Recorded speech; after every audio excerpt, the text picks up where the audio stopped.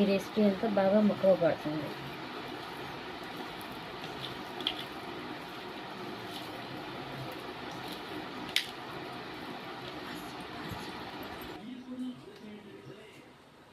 Hi friends, 10 minutes తర్వాత ఫ్రిడ్జ్లో ఉంచి తీసినాక చేప ముక్క ఎంత సాఫ్ట్గా స్మూత్గా ఉందో చూడండి.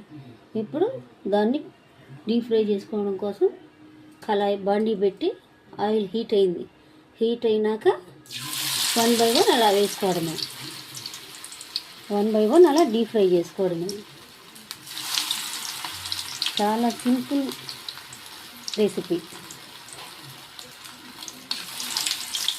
1 by 1 అలా వేసుకొని డీప్ ఫ్రై చేసుకోవడమే. అంతే ఫ్రెండ్స్.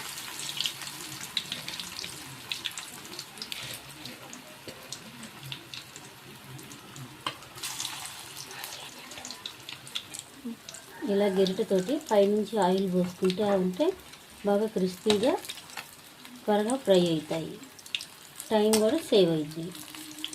ఇలా ఆయిల్ తోటి బాయిల్ అయిన ఆయిల్ని ఇలా తీసి ఆ ఫిష్ ముక్క పైన అలా వేసుకుంటూ ఉంటే చూడండి 60% 70% ఆల్రెడీ ఫ్రై అయిపోయింది.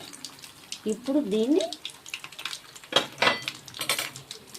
కొంచెం టర్న్ చేసుకోవాలి. చూడండి ఫ్రెండ్స్ ఎంత క్రిస్పీగా అయ్యిందో. ఇంకో పక్కన టర్న్ చేసుకుంటే అయిపోయినట్టు. ఇంకా సర్వ్ చేసుకోవడం.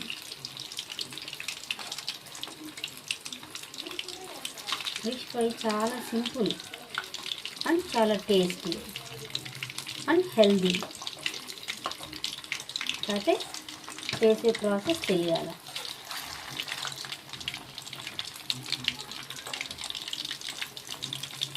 అలా టర్న్ చేసుకుంటే చూడండి ఫ్రెండ్స్ ఎంత గోల్డిష్గా రెడ్డిష్గా ఉందో. హోటల్ రెసిపీగా ఉంది, హోటల్ స్టైల్ లాగా ఉంది. అంతే ఫ్రెండ్స్. 5 మినిట్స్ ఉంచుకొని డీప్ ఫ్రై చేసుకొని తీసేసుకోవడమే.